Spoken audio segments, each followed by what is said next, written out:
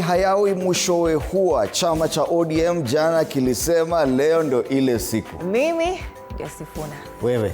Mimi. Rudia tena. Mimi ndio Sifuna. Katibu mkuu wa chama cha ODM. Imagine you'll never hear that again. Na nini wa nini? Na seneta wa Nairobi. Na nini tena? Na naibu wa kiranja wa walio wachache katika bunge la Seneti. Okay, that one, imagine that will not hear again. Probably senator wa Nairobi. How sad. 5 years. Wow. Plus, or even 9. Edwin Sifuna ejected as SG of ODM is a big discussion this morning on all the dailies, kila mahali. In fact, everyone is just playing that clip. Yeah. Mimi ndio Sifuna. Umesikia hiyo? Mimi ndio Sifuna. Ameambiwa aende sahi ambapo president aseme Nifuna ama Sifuna. Nifuna. Good morning, karibu sana to the Morning Cafe. This is where we wake you up the best way we know how. A lot coming up in store today. We'll be having a very big interview with the Iron Lady of Kenyan politics, Martha Karua. Do stand by for that. So discussions around ODM, discussions around the United Opposition, discussions around the Azimio party. Remember her party, when it was still not Kenya, was the first to exit Azimio. Yes. So we'll be looking at that and a lot more. Do stand by for that conversation. Absolutely. And of course we have video clips. Yes, Mimi ni Sifuna. Yes, back to Sifuna because that's a big discussion. Yes. Let's listen to Sifuna himself. Mimi ndio Sifuna. Mnaniona vizuri? Mimi ndio Sifuna. Katibu mkuu wa chama cha ODM, seneta wa kaunti ya Nairobi na naibu kiranja wa walio wachache kwenye bunge la Senate. Of course, the very first person who threatened his position as SG was none other than President William Ruto, and this is what he said. Nimesikia Sifuna anaongea na nguvu. Wakati unaongea mambo yangu Sifuna, ujue mimi ndio mwanzilishi wa ODM. So naenda polepole kidogo. Yes. Sisi ndio tulianza hii kitu. Ama namna gani? Na unajua ukinisukuma sana nitaitisha mkutano ya founder members ya ODM. Sindio? Na unajua tukiitisha hiyo mkutano tunaweza kufanyia discipline sisi ambao tulianza chama. Sindio? So tuendeni mosmos. Of course, Sifuna has been promised a lot of solace in case he's thrown out of ODM. One of the people who was very vocal about this was the former deputy president, the DCP party leader, Rigathi Gachagua. This is what he said to Sifuna. Sasa tumesikia William Ruto amesema akinunua ODM hataki Sifuna, atamfukuza. Edwin Sifuna, I want to tell you, my brother, you are a good leader. Ukifukuzwa na William Ruto, you are welcome to DCP. Sifuna akuje asikuje? Sifuna is a great senator in Nairobi. And I have no problem with the DCP supporting Sifuna to be the senator of Nairobi. We have no problem. Si ndio? William Ruto amesema hata huyu Babu Owino akinunua ODM akwe. Babu Owino ukifukuza na William Ruto, this is your home. Kuja nyumbani. Si ndio? And DCP is a party for Kenyans, patriots. Great leaders like Sifuna has space hapa. And if you feel uncomfortable in DCP, Babu and Sifuna, come to Wiper, our partner, no problem. But nyinyi watu ya ODM mkifuata William Ruto hapa Nairobi, hakuna hata kiti hata moja mtapata because kura ya William Ruto ni 24,000. Iko inakona hapa Langata. A lot of options for sure for Edwin Sifuna there. He's already been promised parties, not just one, that's DCP. He's already been promised another party in Western Kenya. And he's already been promised a direct ticket for Senator for Nairobi. So yes, but yesterday. Finally hayawi kakua. Yeah, kakua. Wacha tuone hayawi. Replacement wake direct ndo alisoma that pronouncement by the party. Catherine Omanyo, the women representative for Busia County, is a new acting Secretary General of the ODM party replacing Sifuna, and she was given the honor of reading this pronouncement by the party, chasing her predecessor. Listen to her. Having deliberated on matters relating to the conduct of the Secretary General, Senator Edwin Sifuna, the NEC resolved to remove him from office with immediate effect in accordance with the party constitution and applicable laws. There's definitely been a lot of feedback following that oust of Edwin Sifuna as SG of ODM. One of those people who commented, not directly, but unajua tu vile hiyo story inaenda, is none other than Winnie Odinga, the last-born daughter of Raila Odinga. She said simply, it is not well. Wow. Her brother Junior has also tweeted and said something about the toughest people or the toughest iron being sharpened by others, going through fire. Yeah. Yes. So it'll look like the siblings from the Raila Odinga family are in support of Sifuna.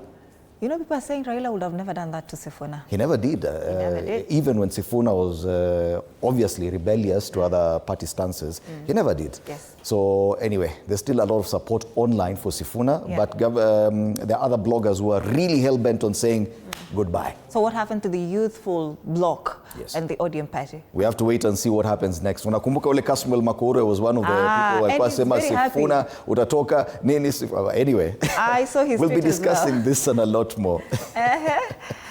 Yes, even Raila Odinga's sister Ruth Odinga was in that meeting. I'm not so sure if she supports this, but she had no option. Yes, NEC is a bigger party organ, and even though there are so many people in it, once the majority decide, that's it. There's nothing much you can do. End of an era for Edwin Yes. Sifuna. Mimi ndio Ndio Sifuna, Sifuna. katibu mkuu Wa chama cha ODM. Hiyo utasikia tena. Oh, yeah. Let's just say it again. Mimi Because it's the last time. Mimi ndio Sifuna. Umesikia hiyo? Mimi ndio Sifuna, katibu mkuu wa chama cha ODM. This man right here. Talk to us. Toby, what do you think about this ouster here? Do you think ODM did right in actually removing him as party secretary general? Yeah. Na Alright. nimesikia nyinyi mmetoka. Nani hapa? Waluya. Nimeona mmesema pale social media sasa mnaenda juu sasa. Tunaenda Sifuna chama ingine. Mmesema ni hivyo wamefukuza community nzima. Acha tuone, ODM. watu wamekasirika sana. Ngoja, we'll see. How do you feel actually? I feel sad for him. Honestly, I haven't tweeted about it. I feel sad for Do you think that Sifuna. the party will now thrive in his absence? No. Uh-huh. Honestly, come on, Anno It's Dida. a loss. Wachana, this is Anno Dida's opinion. For me, I feel, honestly, that's a loss. I'm a member of ODM. Yes. Yes. But it's a loss. It's known. That is in the public domain. It's a loss for us. Amedeclare mpaka chama. Yes. Wewe na wewe. Mimi mutangoja msimamo wangu baadaye. Wewe uko wapi? Wewe Unajua ni kama weather inakaanga ikichange. Mara inakuwa baridi, mara inakuwa unayumba joto. watermelon. Mimi ningeambia Sifuna, actually, his prospects. Let me tell you, all the biggest politicians I've ever seen begin with rebellion. Once you become a rebellious, and then you're chased out. Even Raila Odinga started like that. Yes. Yes. Then he ended up becoming very big. Yeah. Yes. William Ruto did the same. So you wait. Even Rigathi Gachagua, I mean, roots ni ile ile. So even for Edwin Sifuna, all the best. Ama fungue pati yake. Hata anaweza fungua I'm sure yake. youth wanaweza ingia hapo mbaya sana. Well, I have to wait and see. It's a matter of wait and see, right? Yes. Of course, TV47 Kenya on Facebook and on YouTube. On X, TV47 Digital, talk to us. Tell us, what do you think about Edwin Sifuna's ouster as ODM Secretary General? Karibu niseme from ODM. Yes, remember to tag us as well. My handle on X is @FredIndemuli. At _Odida. Let's take a look at the weather.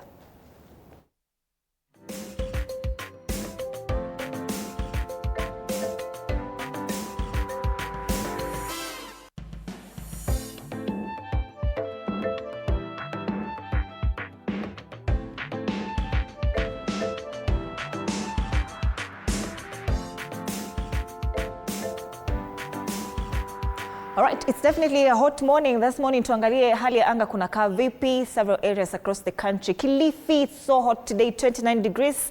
That's the highs. This morning is 25 degrees, so it's definitely very hot in Kilifi County. Isiolo, highs of 32 degrees. Right now, it's 18 degrees. You know, anytime I mention this county, napoteza focus. But anyway, Siaya, Nyanza region, highs of 27 degrees today. This morning, it's 18 degrees. So it's warm and hot across these three counties so far. Machakos, highs of 28 degrees. This morning, it's 14 degrees, not so bad. Eldoret, highs of 26 degrees. This morning, it's 12 degrees. Sio mbaya sana. A little bit of precipitation in Eldoret today. Kirinyaga County, it's burning hot. Highs of 31 degrees today. Precipitation, hakuna kidogo, and Martha Karua comes from this area. Sasa atatuambia kwa nini jua imewaka huku. What are they doing in Kirinyaga County? Today, this morning, it's 16 degrees. This is the weather situation this morning in Nairobi. Not so bad, a little bit of precipitation here and there. Let's take a look at the newspaper. Of the day rather, beg your pardon.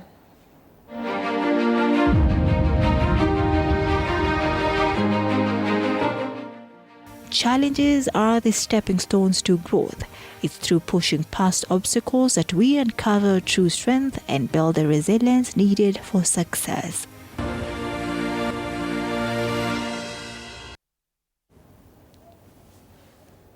All right, let's come back and take a look at the local dailies.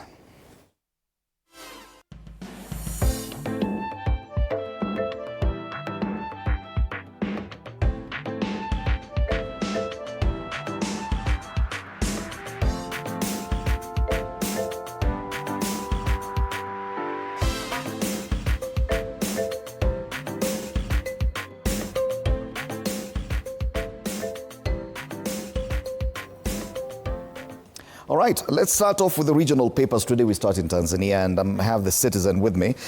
Digital tools key to driving shift in competency-based learning. They're also introducing the same in Tanzania. Matters education given prominence there. Stakeholders are increasingly viewing digital tools as a catalyst for Tanzania's competency-based curriculum, arguing they can revolutionize how students gain practical knowledge and skills.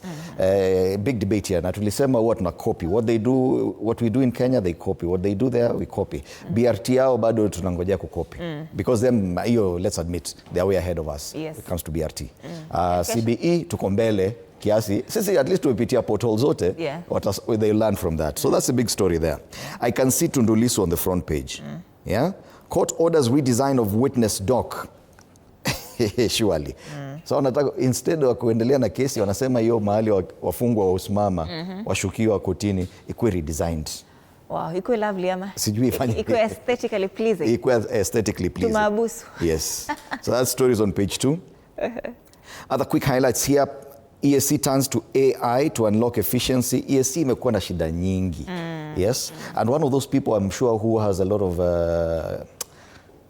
ish feelings about the East African community is Martha Karua, probably, because she has actually taken a few cases before the East Africa Court of Justice. Yes.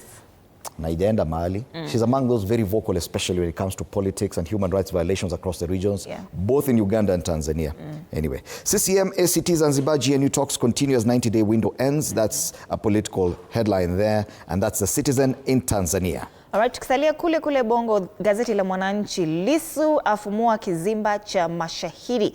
Ni habari tu katika kurasa wa pili. Ni kama alibomoa yeye mwenyewe. Tundu Lissu alibomoa, aliharibu. Sasa wanasema query designs. Mvutano wa kifo cha mtuhumiwa. Hii habari inasema ni mjomba asimulia hatua kwa hatua alivyotiwa mbaroni na polisi na walivyopokea taarifa za kifo chake. Waishushia lawama polisi wakitaka uchunguzi kwanza. RPC asema mtuhumiwa amekufa kwa presha. Nani ameua pacha hawa wa miezi 10? Can you imagine? That's a sad story. Surely. 10-month-old twins. Siku 90 za katika hatima ya ACT kuingia SUK gizani. Hiyo ni broad-based.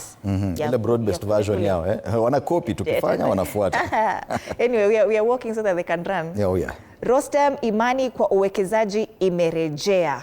That's gazeti la Mwananchi. All right. In Uganda, they're talking about murder. And this is a very sad story. A dean of students at a university. Yes, we start off with the New Vision. It's on both dailies in Uganda. So on the New Vision, it's still the main story. How UCU dean was killed. What maid told police about Tumwebazi's last moments. This is a very sad story because this is a family that was at home and then someone kumbe alikuwa amejificha ndani ya nyumba mahali. The assailant just went for this person who's a matriarch of the family and strangled her to death. Alafu akavaa nguo yake akatoka akaenda. So people are asking, okay, what exactly? Alivaa nguo. That is what they are saying. You will see more on the Daily Monitor. So this is the main story on the front page of New Vision. The other story on the bottom half, 9 independent MPs elect sign MOU with NRM. So unasikia ni independent but within days hata president haja confirmiwa washa sign MOU with the ruling party. Sasa why were you independent? Right now there are 354. Now class 9 ni 363. No, they have 549 MPs in Uganda. Can you imagine? Because they include the military, they include everyone. So there are people in the military whose work is just to go to parliament, nothing else.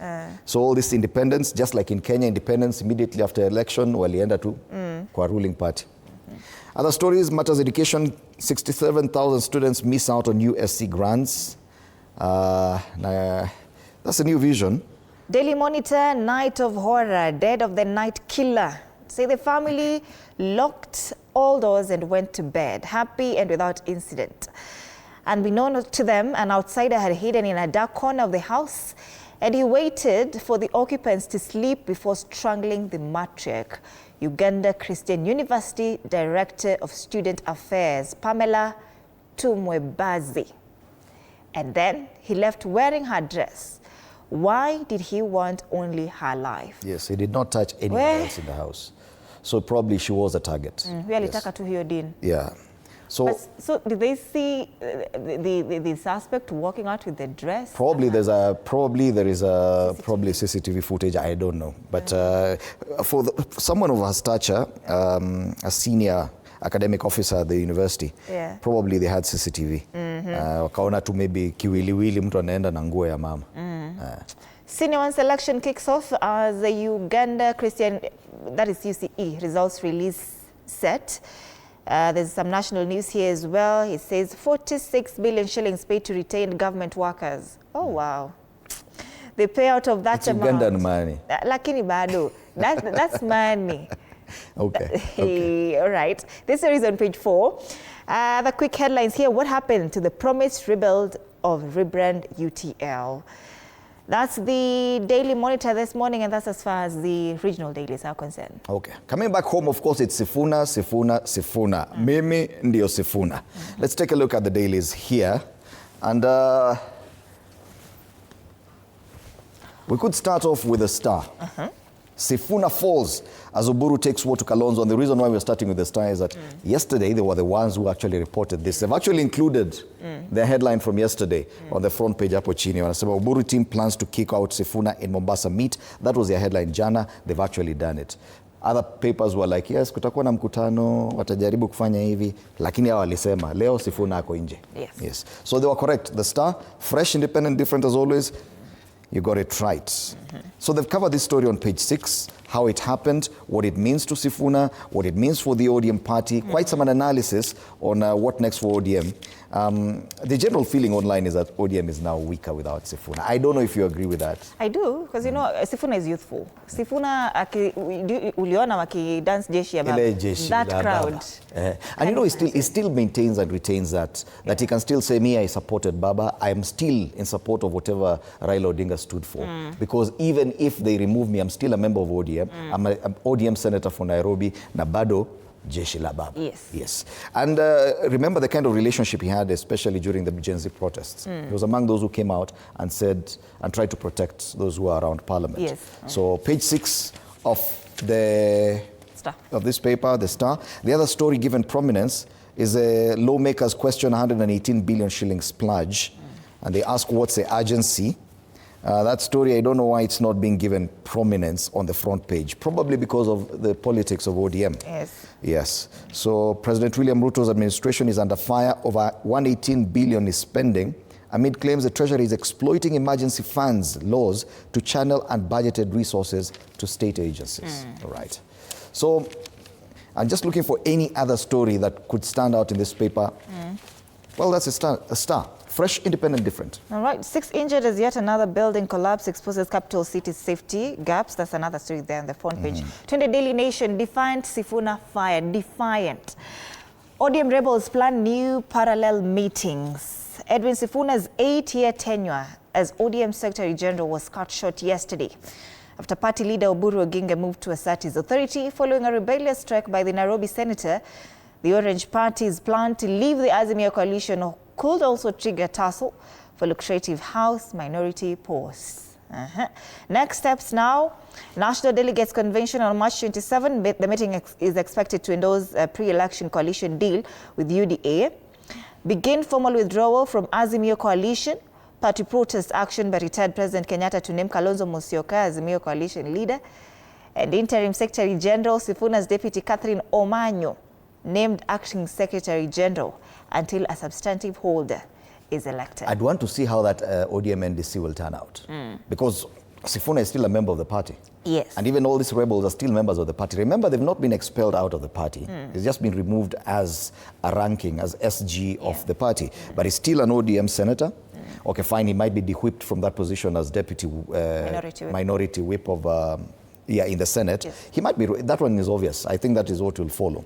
But then again, if an NDC is called today, I'm sure Sifuna will be part of it. Na jeshi la baba, na wale rebels wengine wote wanakuja kusema nani aliwaambia mfanye hii maneno. Yes. I don't see it happening anytime soon. Unadhani wanaweza mrudisha tena? Hawezi mrudisha, but either way, I don't think that NDC will happen anytime soon, given the kind of reactions I've seen on some of the decisions made by that meeting yesterday, the NEC, and probably the CMC. Well, it's set for March 27th. We'll be in the lookout for that. Drought scars school meals, keep learners at home. It's a special feature on page 2 and 3. Talks about the drought in Baringo, Turkana, Uasin Gishu, Mombasa, and Kilifi counties. Sakaja turns to Ruto for help in running Nairobi. This story, we talked about it yesterday, but today, Governor Johnson Sakaja has acknowledged a deal with President Ruto's government on garbage collection, roadworks, sewer connections, and other core county functions, but rejected the suggestion of a Nairobi Metropolitan Services style takeover. If you look at the analysis, and that story is on page 7, they say it's same but different. There's obviously a deal to cede some of the functions of the county government of Nairobi to the national government. That's exactly what happened with the Mike Sonko government as well. Yes. So Sakaja, I'm saying Sifuna. Anyway, Sifuna is still the biggest talking point. Yes. So Sakaja is saying, no, it's not that kind of deal. But yeah, we've given some functions to the national government, but it's not that kind of deal. So what are you saying? Same but different? That's a headline on page 7. All right, Ruto defends his track record in the north. This is his second day today. Yesterday was in Garissa County launching Nyota Fund. This story is on page 6.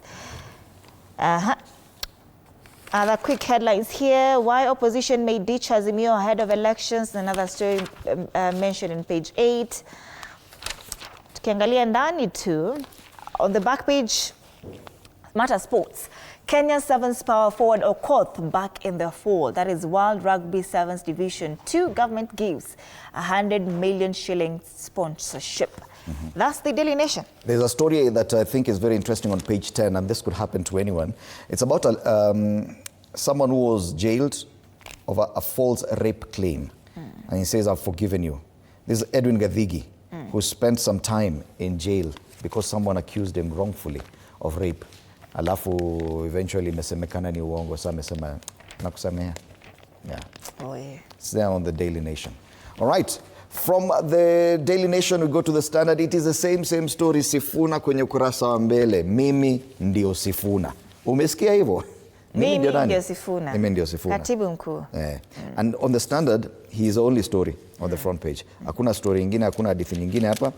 Tusema wanasema nini? Crucified for boldness. I think this is perhaps one of the boldest politicians of our time.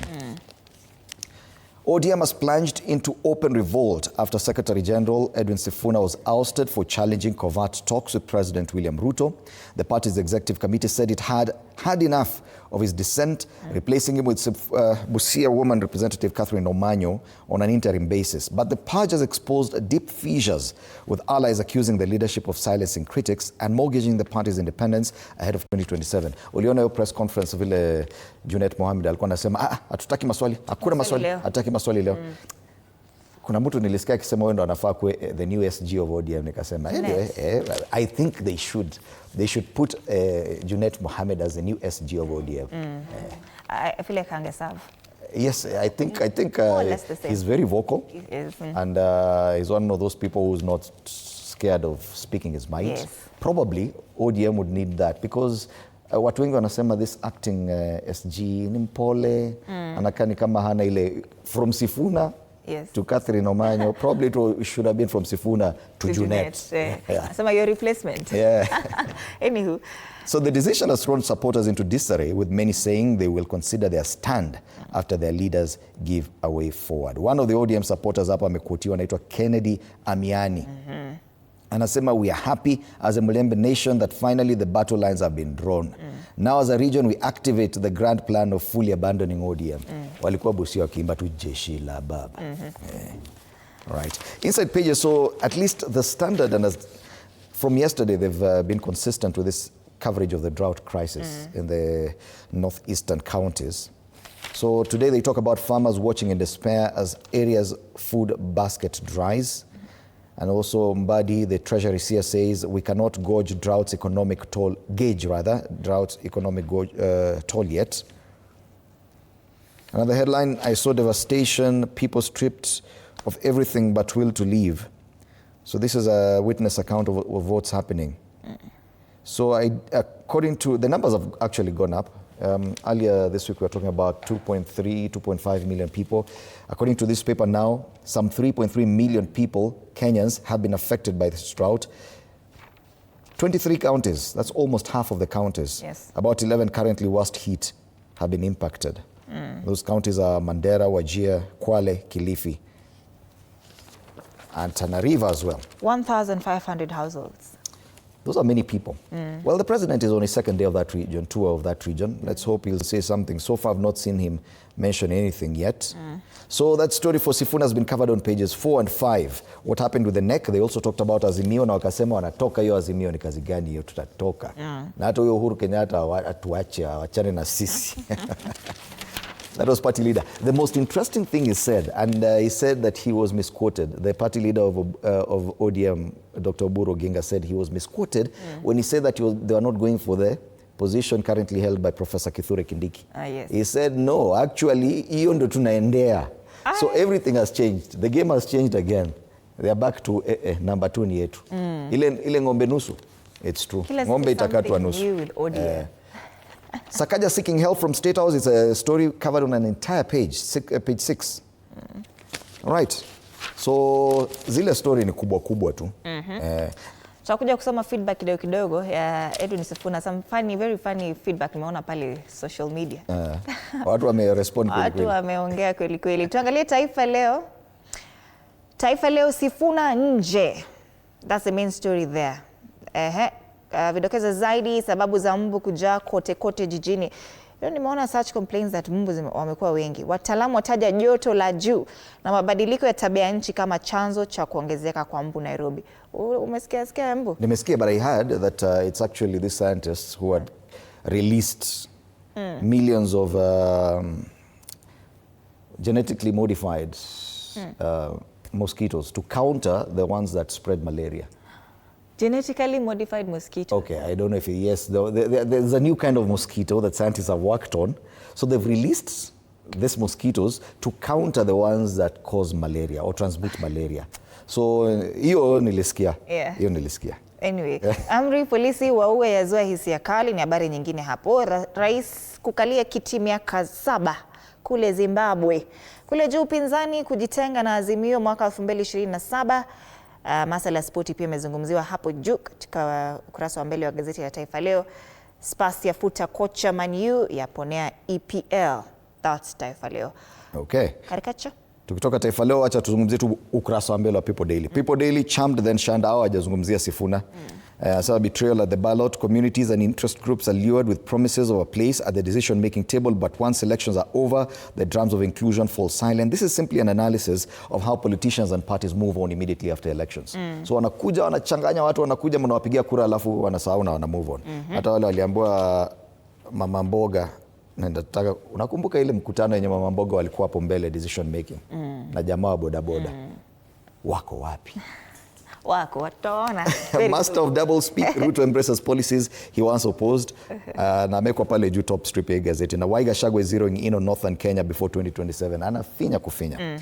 Finally, Business Daily. Business Daily, there's a very interesting story here. Shabos in the hot seat. That is CEO Mercy Mwangangi. She appeared before the National Assembly Public Investments Committee on Social Services yesterday to respond to Auditor General's reports on SHA's financial statements. 11 billion Kenyan shillings lost. All right. SHA. And Kenya offers KQ to foreign investors for 258 billion shillings. That's the main story here on the front page of the Business Daily this morning. Okay, so KQ inataka kuenda Safaricom, inaenda Kenya Pipeline inaenda. Yes. We are doing well. Na wewe pia utaenda. Wewe ndio next. Mimi hakuna, but unajua hivi pia ni mali ya serikali. Wanaweza kukuuza. You're talking about feedback. Yeah. Sifuna. Well, on X, some that I've seen. This is Eve Maina. These are just funny banters that I've seen, yeah? You can build a party in 20 years through blood, sweat, and tear gas, and your brother could sell it for peanuts in less than 2 months. That's what you're saying on Facebook. Morris James Kiburiman is now free to form his party and run for presidency. Oscar Watt, Sifuna has been vocal in putting the government on toes. I don't know why the likes of Oparanya and Joho accepted to be part of the government. How I wish Sifuna accepted a CS role to show the people of Kenya that he can govern as well as unearth hidden scandals that gets away unnoticed. Sasa angesema aje mimi ndio Sifuna katibu mkuu. Anywho, senior balozi wa Munyoro Loading, Gosbon Omocheche, hiyo imepita kidogo, lakini kule juu Jackson Perima anasema let him form his party so that we can see how bold he is, but we only know he was using ODM oxygen while he was still SG of the party. Lakini sasa mambo imeisha luwere. Honorable Asanyo bus is taking people to Kitengela on Sunday morning from Athi River, Mlolongo, and Nairobi. We want to speak to the nation and tell off Oburu Odinga, Opiyo Wandayi, John Mbadi, Hassan Joho, Oparanya, Gladys Wanga that their stomachs aren't more important than ours. Sifuna, Babu, Caleb, Ososi. Speak and defend Mwananchi. Follow my page. Drop your number usafirishe Kitengela. Huyu ameongea na feeling sana. Advisor Pastor Emmanuel Barasa Manu, good morning. In short, ODM Duere, let Sifuna join united opposition. That is Advisor Pastor Emmanuel Barasa Manu. We have some more? This is Danson Mdamu. He says, I expected Sifuna, maybe you can just zoom in kidogo. I expected Sifuna to be a threat to someone like Ruto and UDA. You have a bit, this is a bit hard to read, kindly. Let's just zoom it out kidogo. Hilary Kamulishi, removing Sifuna is a blunder for ODM. Matthew K. Samuel, we see you. Moyo Ronald, akifungua chama yake inaweza kuwa the fast growing. Kefa Muridhi, anasema that's not right. Some more? All right, keep your feedback coming. TV47 Kenya on Facebook, hapo on YouTube, TV47 Kenya as well. Next, TV47 Digital, talk to us utuambie, what do you think about Edwin Sifuna's ouster as SG wa ODM? All right, naona hata kwa karakacha, mambo ni Sifuna tu. The cartoon on the Star talks about wako na Sifuna amekalia viti viwili, moja ya SG, ingine ni ya Deputy Minority Whip in the Senate. Upande nyingine naiko wanamwambia na wako na chungwa yao nusu, wanasema from now you are just Sifuna. Senator for Nairobi. So hata hawataki kusema ati mimi ndio Sifuna. Katibu mkuu wa chama cha ODM, wewe tu ni Sifuna senator. That's cartoon on the Star. The one on the Daily Nation talks about this plan, the ceding of county functions by the county government of Nairobi. So hapa caricature iko na nani ule aliyekuwa gavana Mike Sonko anaambia his successor, chunga sana, the option is usually sign or sign. Haupewi option. Yes. Hii unafinywa mpaka unapiga nini. People Daily, Stano Stake, voters united in poverty, governors and senators united in graft. Jana finally governors walimention kina nani wanawatishia pale na pesa ndogo ndogo. Watu wengi wakubaliani nao. Governors united in graft, lakini sisi kama voters, nyinyi kama voters, Stano anasema united in poverty. And finally, the one on the Standard, Hari anachora mambo mengine mpaka unashangaa. So amechora jamaa ameshika patipati, anataka kugonga mosquito, mbu pale. Mbu nani ameandikwa jina Rigiji. Alafu, I think this is a caricature of the president. I'm thinking because Hari usually indicates who this is. Yes. Because from afar you really can't tell. Harry Stake. Harry Stake. All right, I think it's the correct time to take a look at the traffic situation in Nairobi. Yes, let's take a look at how the roads are this morning. Major roads within the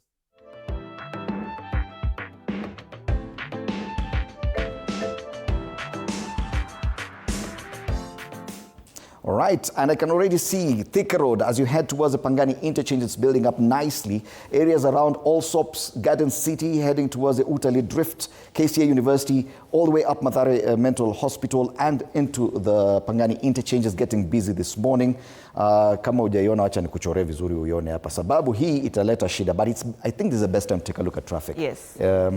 Because you can see how bad it is on Thika Road. Angalia your stretch ya red yote. Kuanzia pale all the way mpaka Pangani interchange. So this whole area, including Muthaiga, coming from Kiambu Road is a problem. Pale Makadara next to Mbotela is getting busy, a long stretch of red there. I can see CBD leo si mbaya sana. Marikiti ni kama wameamka ndio lakini not so bad this morning. So nothing to worry about. All other major tributaries into the city are looking green this morning. Thika Road is, I think, the busiest road we've seen. Sections of the Eastern Bypass are also getting busy, especially between Taj Mall and Cabanas interchange.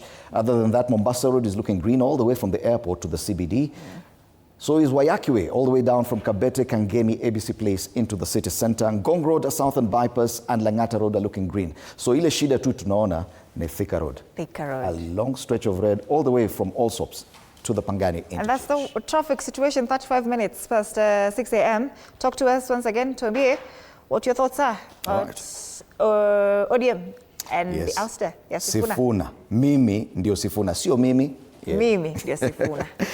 All right, we'll see you after the break. All right, and my guest, Honorable Martha Karua, I can already see she's in studio.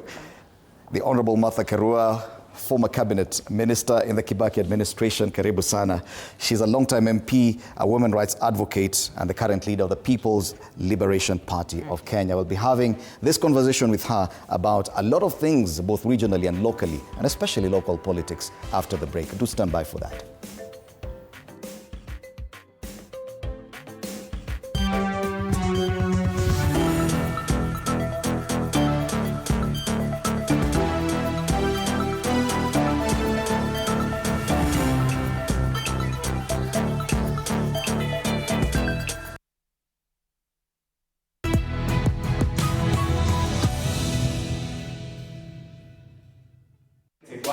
Coming to you in 3, 2. Looking back, I was a serious workaholic. I'd be working all the time. Come in very early, leave probably the following day. Working so hard within the TV industry, I wanted that to be the place where I could prove myself. I literally nearly killed myself working.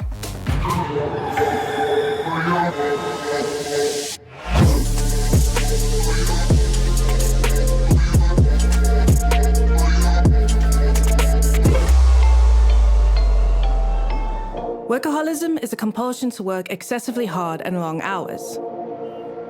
I'm Dumi, I'm 20, and I almost wrecked my life trying to work until I just couldn't anymore.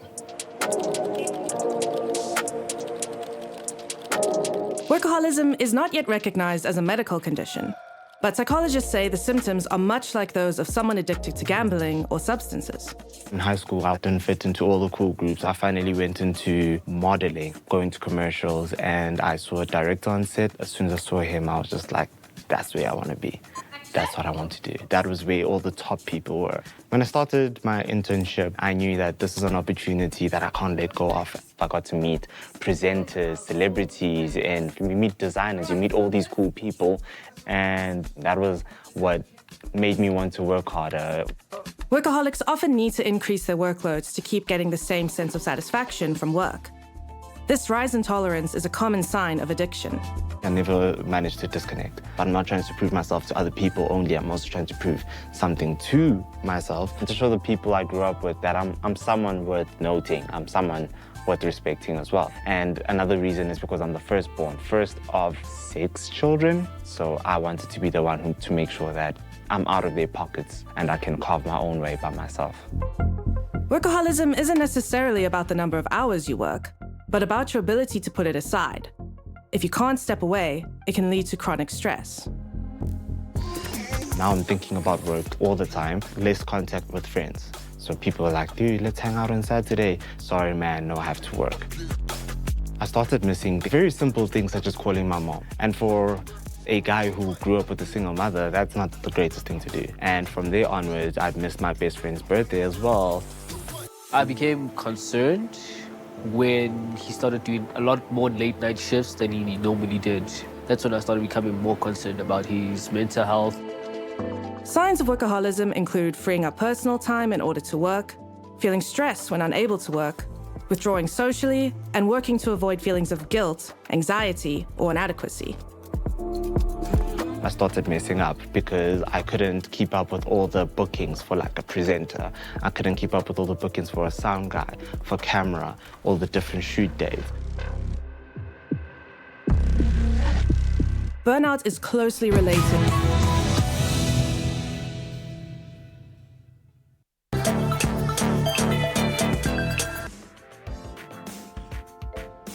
All right, welcome back and good morning once again. This is the Morning Cafe on TV47 with me, Fred Indimuli. Today we switch gears and talk to one Honorable Martha Karua, Senior Counsel. Karibu sana, Martha Karua. She has served in the cabinet as Minister for Justice and Constitutional Affairs and also as Minister for Water in the Kibaki administration. She's a long-time MP of Gishugu constituency. Former, yes. She's a women's rights advocate, current leader of the People's Liberation Party in Kenya. And you reminded me that, yes, it is important to note that you were a presidential running mate in the last elections in 2022, a running mate to none other than Raila Odinga in the Azimio la Umoja One Kenya Coalition Party. Karibu sana. It's a pleasure having you in studio this morning. Asante. Yes. Thanks for having me. It is a very busy time politically. It is. And the events even in the last 24 hours are dominating the headlines. I know that's not what we were meant to be talking about today, but we cannot ignore talking about Edwin Sifuna. He's been ousted as SG of the ODM party. This probably would be one of the biggest discussions for the rest of the week and into next week. What is your feeling about such a young politician who's deemed now rebellious and now sent out into the wilderness, as it were? First, I'll acknowledge that he is a brilliant and principled young politician, young and knowledgeable politician, and who has done a sterling job as a Secretary General. About the firing, we wait for things to settle. We don't know whether the procedures were followed. Okay. That's a statement, and this party seems to be having an internal struggle. It seems to have factions. So we do not know what is happening. It's a wait and see. Yes, it's been a long time coming, and there were threats to oust him, and then we saw that even the people within the United Opposition, there are those who reached out and said, in case it happens, you're very much welcome to this side. Do you feel that he would be an asset to the opposition side? He's an asset to any party he goes to. Yes. Yeah, definitely. Okay. Would you be one of those willing to invite him over to that? Let me say this. We don't hurry to do that. Mm-hmm. You let him choose his own path. Okay. And we don't know that he has been ousted properly. Okay. You wait for things to unfold. Mm-hmm. He might end up coming bigger and back. Mm-hmm. So, back and bigger. You do not know. Okay. For me, I would wait and see, because things have been imploding slowly. We don't know that this is the end. Okay. So I would watch. Okay, there's an even bigger conversation about... Even the head of ODM, I don't think he's been validated by the NDC. There were calls for validation.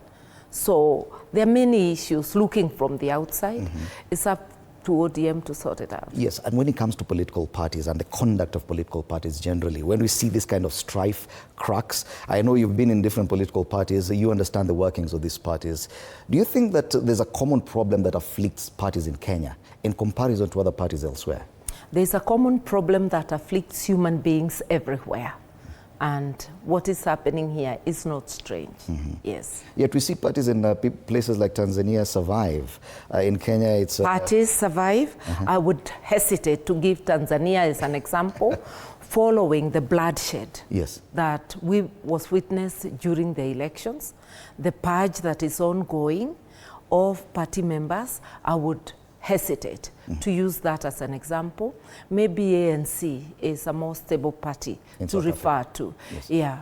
Okay, and talking about regional matters, because you've been at the forefront in advocating for human rights, especially around election time, both in Tanzania and Uganda, we've seen you on the front line. Some of those people you've even tried to represent in courts are still behind bars. Are you feeling frustrated that you're not probably receiving the kind of support you expected from regional bodies like the AU and others when it comes to these issues? Those are dead bodies. Yeah.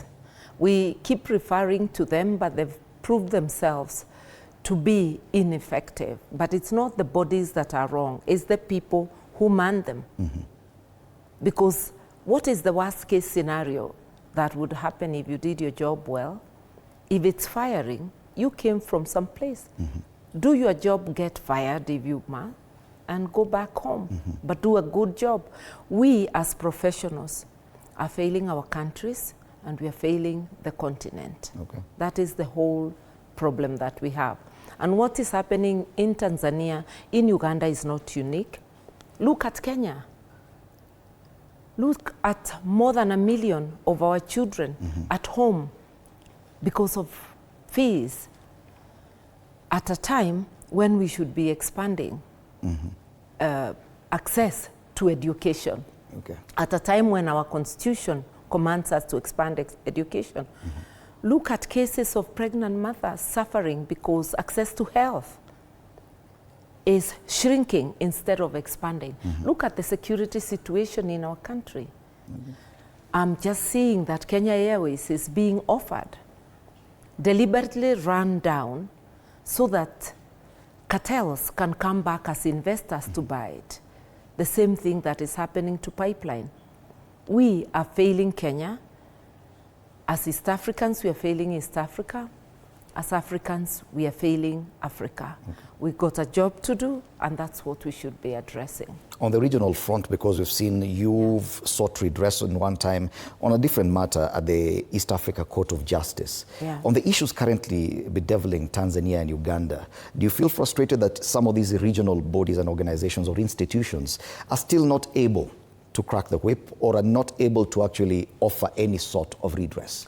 The East African Court has done very well, but it has been starved of funds. I know that as a fact. So the wheels of justice are grinding to a halt. When I first approached that court in an election-related matter, within a year we were heard. Within 18 months, the appeal was heard. So in a space of 18 months, both the main case and the appeal had been disposed of. This time, we filed in 2022. We have not moved an inch. There's a time the court did not have money. So the heads of state know that this court has been giving judgments that are against their actions, not just in Kenya, but in the East African countries. So monies voted to the court are politically interfered with and removed and taken elsewhere. Yeah, the court has not been moving as efficiently as it is, as it should. I do feel that the African Commission on Human and People's Rights could do more. I feel the AU has not served its mandate and should pull up its socks. I mean, how can the UN Human Rights be commenting on East Africa, on situations here, sooner than the African Commission? You know, we are letting our continent down. Because we've seen a level of frustration from yourself, especially as you represented Kizza Besigye in Uganda. We've seen you attempt to even go attend a court session in Tanzania where Tundu Lissu is facing treason charges. And is there a feeling that help might come in these particular situations? And if they're told there could be any help, from which direction do you think? The help will come from within. As Kenyans, as East Africans, as Africans, we must wake up to the reality. The help we are waiting is from me, you, and all of us together.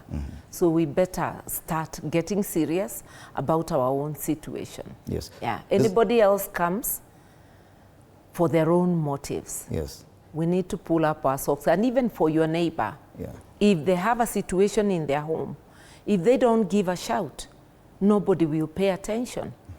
So let us deal with our situation, and maybe then our neighbors might be of help. Okay. There's a feeling that well, some of what is happening in Uganda and Tanzania, our immediate neighbors, could be contagious, and that we may be catching a flu from what we've seen happening, especially around the election period. Do you feel confident that Kenya probably is differently poised to handle such issues differently? I think we are burying our heads in the sand. Mass killings started in Kenya ever since William Ruto took the helm. 2023, Azimio protests, more than 100 killed. 2024, Gen Z protests, mass killing of our youth. I was looking at the records of Kenya National Commission on Human Rights and the Human Rights Fraternity, and it appears that about between 400 and 500 people have been killed since Ruto came in. That's mass killing. So even as Tanzania had massacre of its citizens during the October elections, Kenya had already been at it. Even as Uganda is mistreating its citizens during and after elections, Kenya has already been mistreating its citizens. If we don't watch it and get prepared, I think the Ruto regime is ready to sink the country. Yet, they say that the saving grace for Kenya is the fact that we have a very progressive constitution, and that protects us from a lot of what our neighbors could be suffering from. What is your level of confidence in the kind of document? Look at the killing. The constitution is okay, but the man at the helm, the people at the helm, because it's him and his associates, they behave as though the constitution does not exist. That is the problem. Our courts keep reminding the Ruto administration that we have a living document. To that extent, the Constitution acts as a restraint. But it would be much better if it was obeyed willingly by those in power. And that's what we must try to do this time. Put in an administration that will operate under the rule of law. Okay. We've seen the use of security agencies, and there's been complaints even from your side of the political divide about how police are used in the political environment. We saw a lot of that in Uganda, even after elections, and even in Tanzania. Don't you think that we are just suffering the same affliction, and that come very close to elections, these are the scenes we'll be witnessing? Uganda is a militarized state. You actually see the military more than the police. When we go to court, it's the military we are dealing with. On the way to the airport, you're dealing with the military. In Uganda, the military is doing the policing more than the police. In Kenya, it is not so.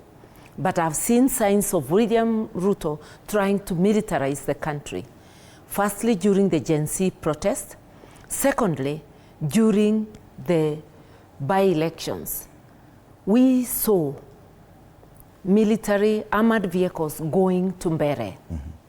And they were used to block agents of the opposition from accessing at least 3 polling stations. And during our visit to the IEBC, we warned them, election period, all people within a polling station are under the command of the IEBC. The police deployed become, in quotes, electoral officials, and therefore are under the command of the presiding officer of the polling station and the returning officer of the constituency. And there is no such a thing as a cabinet minister or a government official going to a polling station. If you're a government minister or an official who wants to access a polling station, you can only do so as a voter or as an accredited agent or observer. So the Ethicon IBC must get it in their minds that they're the bosses of elections and they cannot cede ground to the executive. They must not allow military into the electoral field. They must not allow police to run roughshod or cabinet ministers. The polling station is not a cabinet room where you go for a cabinet meeting. You only go there as a voter, as an observer, accredited, or as an agent. Okay. You got to be one of those. And now that you talk about the IEBC and the conduct of our elections here, you've expressed concerns. You recently had a meeting with the IEBC about some serious concerns. Yes, this is the same pattern of events that we saw even before the 2022 elections, that the opposition would raise concerns about the IEBC. Even the NADCO report was supposed to address these. It's 18 months to the next election.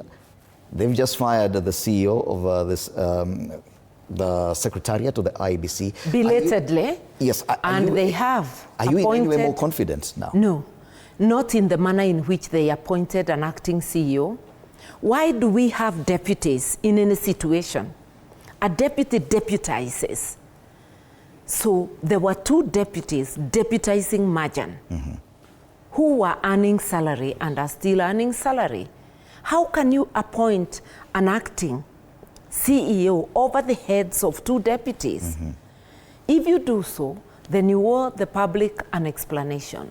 Yeah, this was one of your Because demands. there is a constitutional principle, and there is also an administrative law principle that you must appoint, you ought to appoint within the bracket. That's why you have a deputy. Yeah. And even in a school, it is the deputy headmaster who will act when the headmaster is out. Any situation with a deputy, even in a political party, you go to the deputy.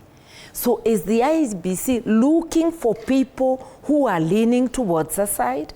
This is a body where Ruto himself interfered and got 4 commissioners fired because they disagreed with his declaration as a winner. Is he still purging the IEBC? How can 2 deputies not be appointed acting? This is not the substantive. And in that situation, do we even have hope that when they hire, it will be free and fair?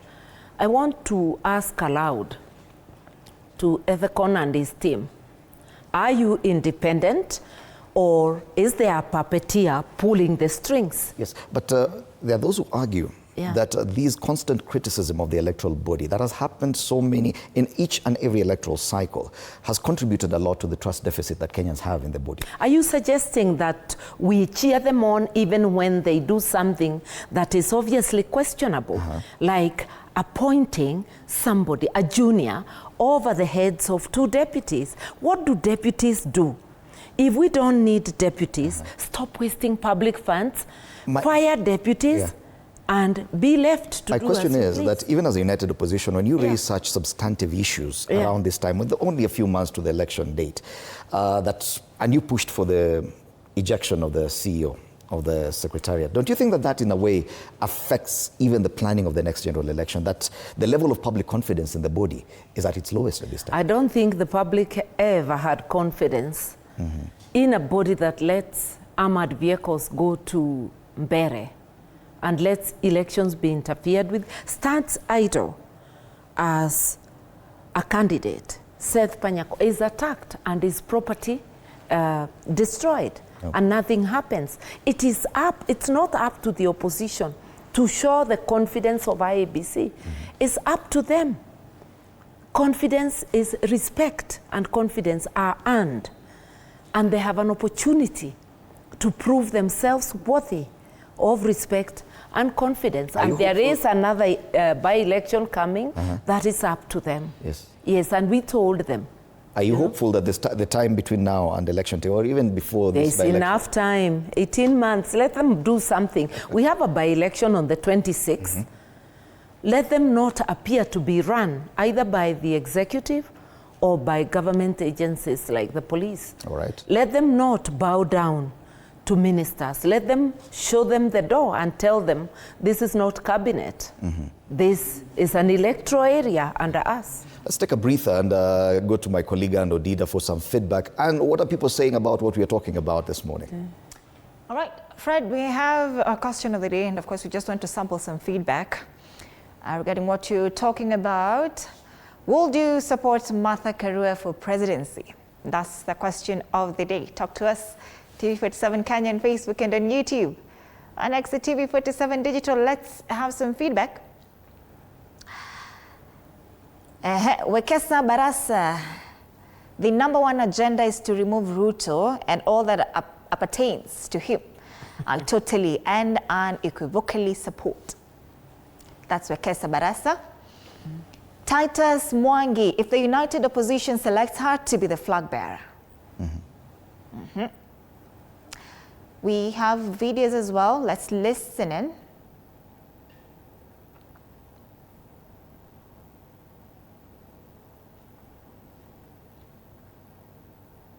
Good morning, Fred and Anne.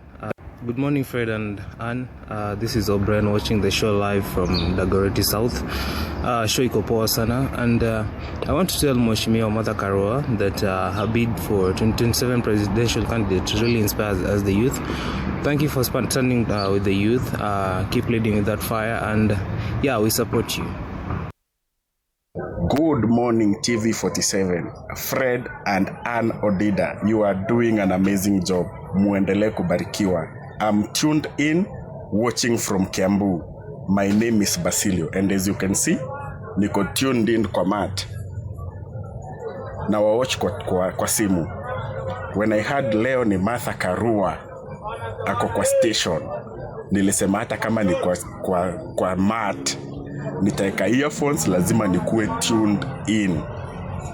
And by the way, Martha Karua's presidency is the only bet we can bet with our lives.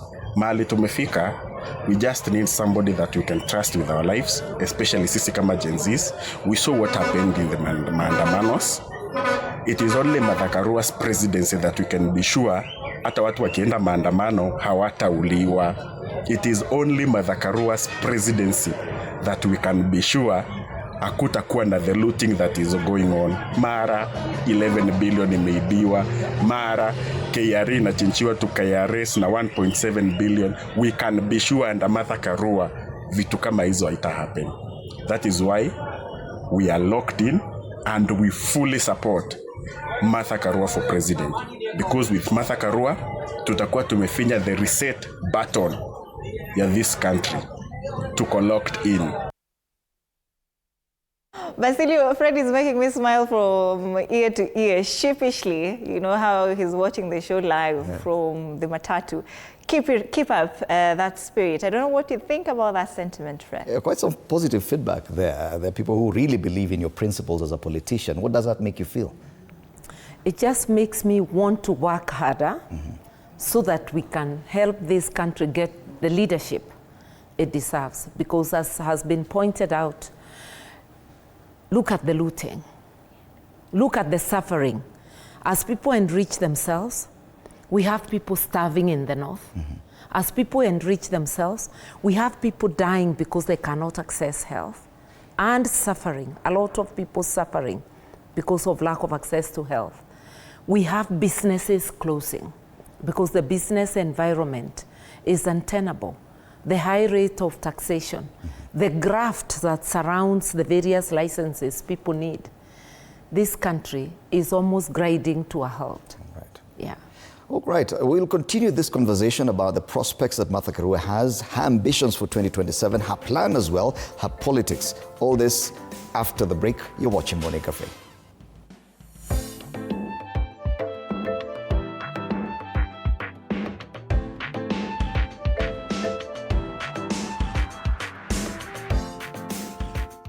Once again, the Odeon party.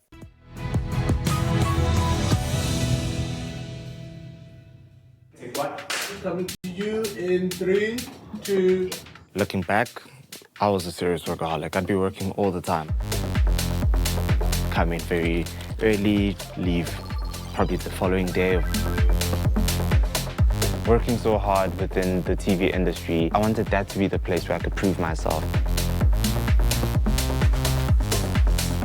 I literally nearly killed myself working.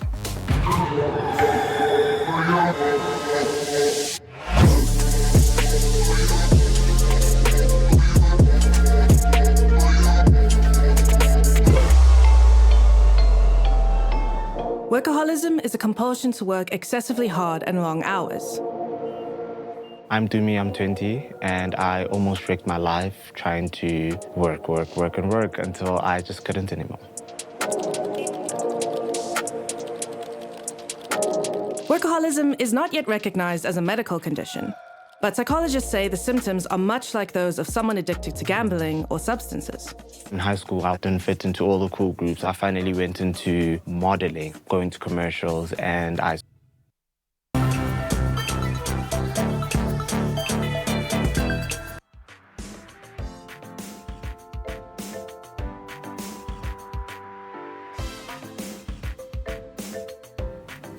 Welcome back. You're still watching Morning Cafe on TV 47 with me, Fred Indimuli. Today I have the Iron Lady of Politics here with me, the Honorable Martha Karua, Senior Counsel. She has served in cabinet, different positions under the Kibaki administration. She has served as MP for Gishogu for a very long time. She is a women's rights advocate, not just in Kenya, in the region, and current leader of the People's Liberation Party of Kenya. And she was a presidential running mate in the last elections, running mate to Raila Amolo Odinga under the Azimio la Umoja One Kenya Coalition Party ticket.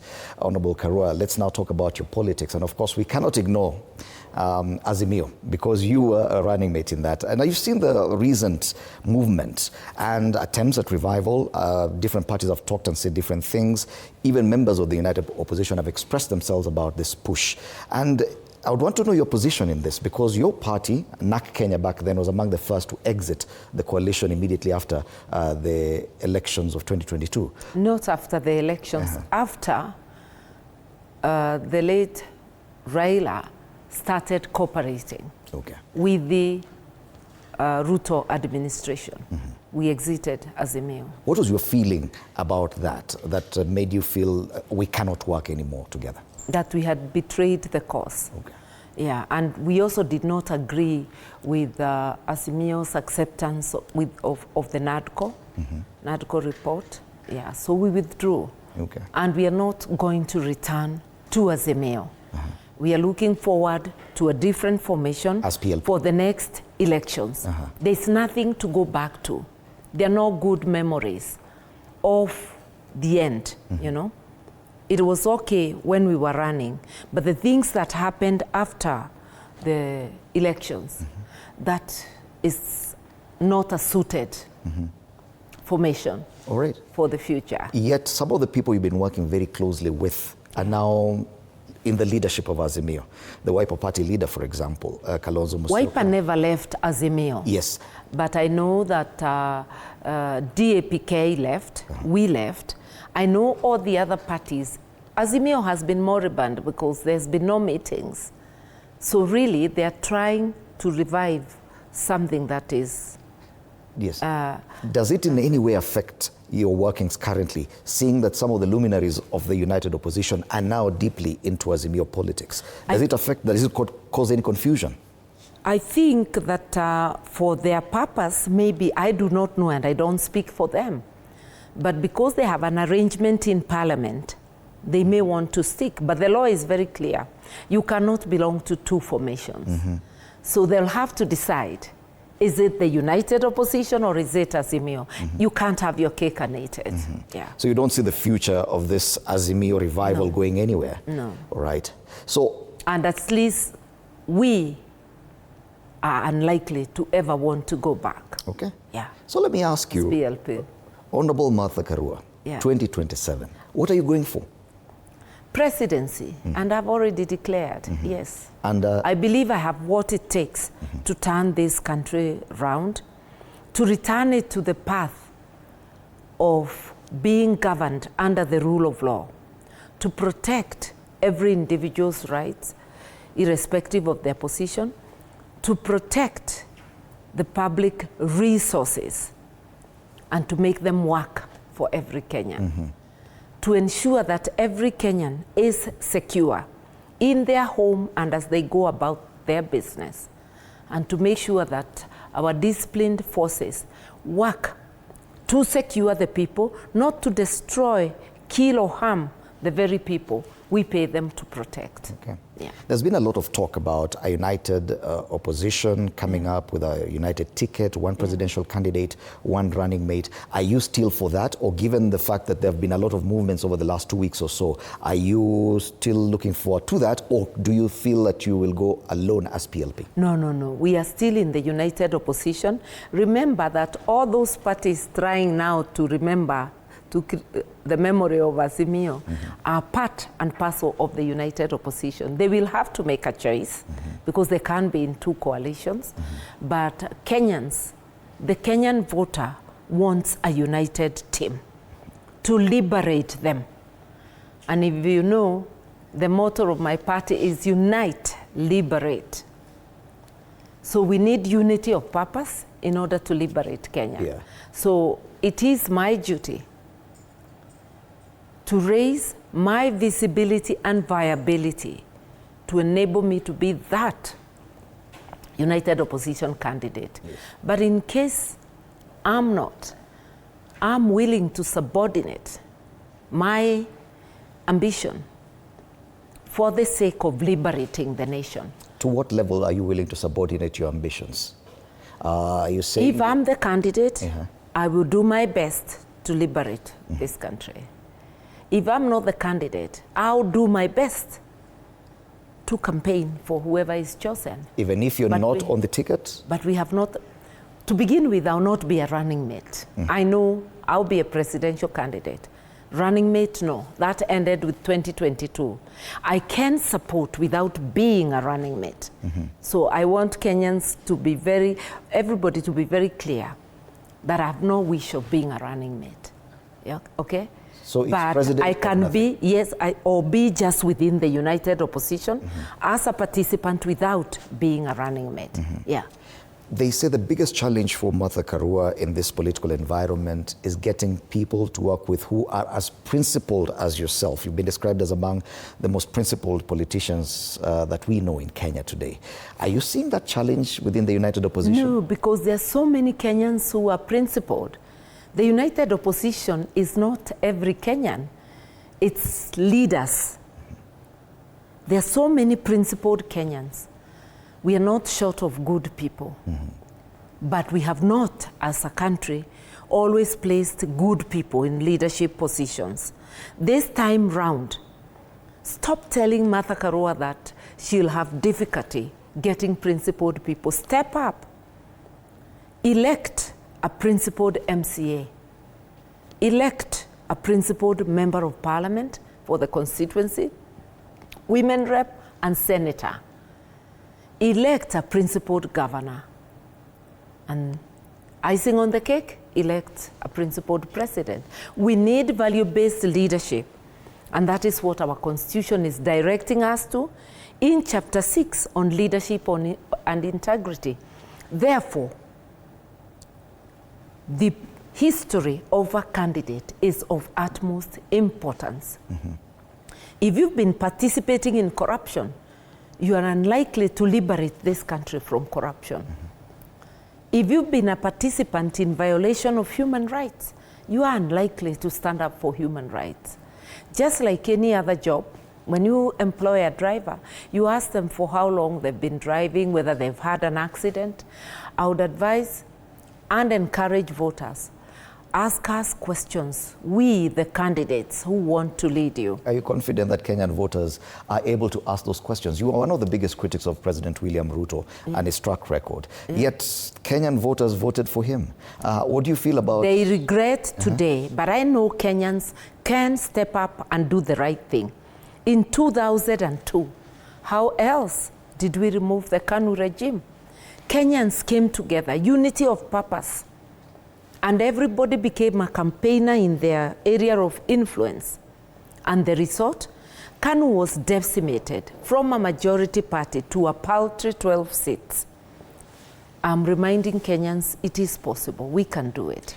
It is possible, but the feeling is that the system we have politically in Kenya always finds a way of producing some of the not so good people at the top. And we're talking about across board, members of parliament, members of governors, MCAs, and even high-ranking members of the national government. What is different this time around? My duty, the people of Kenya to elect value-based leaders, to elect leaders of integrity. If we did it in 2002, we are the same people. We can do it. If Kenyans say they were duped, and I always say they were not, they refused to look. It was their choice. At the CVs of the people. And they spoke for the people. You cannot say a person has changed and they are not confessing and saying, I have changed, I will not do this again. You know, if they elected William Ruto, knowing that he was mentioned in most of the scandals, corruption scandals in the country, they elected him knowing that at the ICC he was accused of the killings in the post-election violence of 2007. He didn't tell them that that's something he would never do. Today, as we speak, after the killing of the Gen Z, I saw an interview he did, I believe, on Al Jazeera, and he was asked if he regrets his order of shoot them in the leg. And he said unequivocally he does not regret. Kenyans must know this is a man determined to kill as many for him to remain in power. What sort of leader says that you do not regret an order of shoot to kill? Look at how police have gone wild. A section of the police in the use of firearms, shooting people every day. The number of people who have died since January this year. The number of people who have died since William Ruto came to power. You know, any serious person with utu, humanity in them, would regret that people are dying. Okay. You've been quoted in sections of the media talking about one-term presidency for the next 3 or 4 electoral cycles. It is a very controversial proposal. Is it? I don't know. Many people would want, many people in Africa, many leaders in Africa would want to seek a second term, and probably that's part of the problem. Do you think that your proposal... Controversial with the leaders, not with the population. Does it sit well with your colleagues in the United Opposition? I haven't heard them comment, they've been silent. But what I say is this, we are in a country and a region where people think that once you get elected, you have acquired a title deed to power, which is not the case. Being elected is an honor bestowed you on the people to serve them, not to own them and own the country, to serve. And if the people express displeasure with you, even though you may differ in your view, you need to give way. That's what civilized people do. So for me, 5 years are enough to reset the country and to leave the foundation I have laid for somebody else to carry. And if we do that, we will get not only term limits entrenched, but the fact that leadership is not a title deed, is a favor bestowed upon by the people. And by the way, in the People's Liberation Party, we introduced term limits. I will not be eligible in the next to vie as party leader in the next elections. All right. I remain eligible to vie for presidency in Kenya, but within the party, and luckily elections in the party will come after the general elections, I will not be eligible. Because unless if we introduce term limits, even in political parties, we will not get the national sake about term limits. And every person coming, like William Ruto and others, will be talking of extending the term. We've got to stop this. So is this a commitment from Honorable Martha Karua that if you become president, you'll only serve for 1 term? Definite. I am saying that unequivocally. Yeah. All right. I've seen in one of the dailies that Zimbabwe, they've adjusted their term limits to 7 years. There's also a debate within parliamentary circles. It is there. They cannot, Parliament cannot amend term limits without a referendum. And a referendum properly done, even now, would eject William Ruto. A referendum by the Gen Zs sacked him in 2024. So any conversation around term limits in Kenya right now? No, we should never agree to touch the constitution under a regime that disrespects, dishonors, and violates our constitution repeatedly. Yeah. Okay. You're one of the few or only female luminaries within the United Opposition, at least at that level of party leader. How do you consider your prospects? Very few female politicians have gotten to a level of running mate or even running for president in our situation. This is 2026. A lot has changed. How do you view your prospects this time? My chances are as good as anybody else, or even better. When I look at Kenya and what is required, we need to return the country to the rule of law. What is lacking in Kenya is leadership people can trust. And when I look at myself within the United Opposition, I see myself as having very good prospects. It is now my duty to step up, introduce myself fully as a candidate to Kenyans, my credentials, put myself out as the person who is equal to the job at hand. And my prospects will be good. Yes. Yeah. Running for president is resource heavy. Yeah. And they say this is one of the biggest challenges. Yeah. You are ready, they say, for you to run for president, you need a war chest. I've done that before. Remember in 2013, I didn't have much money. I used maybe about between 50, 60 million shillings. But I'm the candidate that traversed the country more extensively than any other, by road, over a period of 3 years, not the last moment hopping. Now people have graduated to choppers. I know this terrain. I'm going to traverse. I will not use money the way others use it. I will be very efficient in use of money, because that's one way of showing you how efficient we can be with public resources. Yes, you were in that presidential race in 2022 as running mate to Raila Odinga, and you really traversed the entire stretch of this nation. Do you feel that that is something you can replicate? Yes. We can fundraise, and we will fundraise to traverse. And now it can never be by road. People will have to find a more efficient use of time and resources. And with all that, it will still be less money than we spend. Because in campaigns that are well-resourced, there is money that falls by the wayside because everybody is doing their thing. But I believe with a good organization, and that's what we are creating, we can use funds more efficiently. We should never put elections beyond what we can afford. And Kenyans must get it that this is a muradi. This is a project for better leadership in Kenya. And the project belongs to the public, not to Martha Karua or any other candidate. So those who believe in me should fundraise, and we help each other to achieve our objective. And it's not only cash money, even volunteering to go door to door, volunteering to do things. We calculate that in monetary terms. So together, we'll be able to do it. Okay. Yeah. All right, let's get some more feedback about the discussions we're having. Over to you, Anne. What are people saying about this discussion?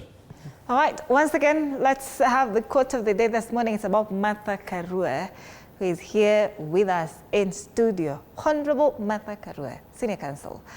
Would you support Martha Karua for presidency? That is our question of the day. Let's have some feedback. Charles Mbote, yes. If ndiye atapitishwa na hawa wengine. Charles Mbote. Next, Sikuku Victor. For sure she deserves, but Kenya is something else. Kenya is something else. That is Sikuku Victor anasema. We have Wambui Julia Wanyina. I can support anyone, but not Ruto. We have some more videos. Good morning, Fred and Anne. This is Nyaundi speaking from Bomachoge Church in Kisii County.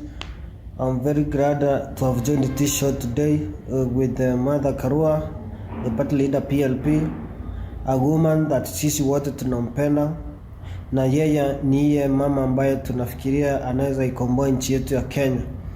Na sababu ambayo mimi nampendea ni kwamba anapenda katiba sana. the rule of law. That is the backbone that governs a government or a country. So mama ajue tunampenda na tunajua ile kazi ambayo anafanyia vijana na wamama pia.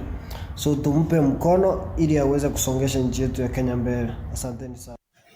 Good morning, Fred and Anno Dida. It's Dennis Morris from Machakos County, but niko tuned in from Murang'a University. Na show iko light hii asubuhi. So all I would want to tell Senior Council is that sisi kama jenzi wa Machakos na Murang'a and across all the 47 counties, we are going to support our presidential bid because she stood with us during the controversial finance bill maandamano. We are going to stand with her. We saw her being a very vocal figure representing the jenzi wenye walikuwa wamekamatwa wakapelekwa mahakamani, and she secured their release. And we also saw her leave Azimio when Azimio decided that they are going to form a broad-based government with the regime that was killing, abducting the Gen Zs. So her leaving there showed that she has always been on our side. And she has always stood for social justice, equity, and she has also been a very vocal figure to ensure that constitutionalism is upheld in this country and also in the Eastern Africa community. So sisi kama majenzi across the country tunasema mama tosha. So much love for mama there, friend. Thank you so much, Anne. And yes, there's a lot of positivity around your candidature for president. But they keep quoting the fact that your track record. And one wonders, because once you get into government and you've been in government, there are so many challenges that come. And sometimes you may not be as popular while in office as you were as an opposition figure. So how different would Martha Karua administration be, given the kind of support and the things they're quoting right now? It would be different because we would move reforms once. Once we say we are governing under the rule of law, your rights will be respected. I want to remind people that when Kibaki came in, he didn't come in with a new constitution. The constitution came almost the tail end of his second term. But things changed. The public was stopping police from corruption. People are getting services. So when the top shows seriousness, obedience to the rule of law, everything will change. And I can promise you that in 100 days, Kenya will have changed and followed the path of the rule of law. The resources will not be leaking into people's pockets. Public resources will be for use on priority needs of the public. So access to health, access to education. And remember, when I ran as Raila's deputy, we had promised Kenyans access to education from ECD up to university, funded by your taxes. That I still hold dear. Universal access to health. I had promised even when I ran in 2013. That is something I hold dear. Once everything falls into place, this country will breathe again. Businesses will rise. We will stop borrowing from the local banks. The appetite for borrowing will be curbed. Therefore, capital will be released to businesses. Because right now, it's impossible for businesses to get money.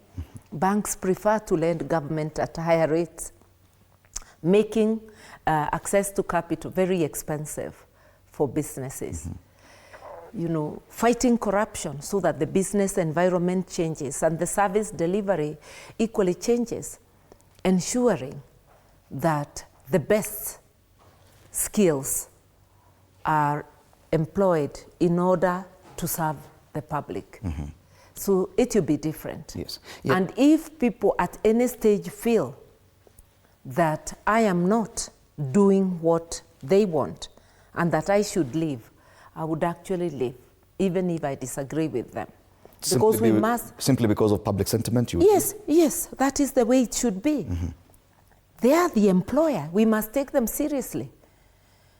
We fire our employees, even in companies, and they leave. If you're required to give them 1 month's salary in lieu of notice, you do that. But you cannot insist on doing a job for an employer who has rejected you. So that's something I would honor. Yes. Yeah. The issue of integrity, you talked about Chapter 6 of this Constitution. It's probably been one of the biggest challenges for this country because implementation has remained a mirage. Yeah. Now, what do you think needs to be done to ensure that Chapter 6 actually comes alive, to ensure we get the proper leaders? I think, one, it's Chapter 6 and the public. We need public awareness.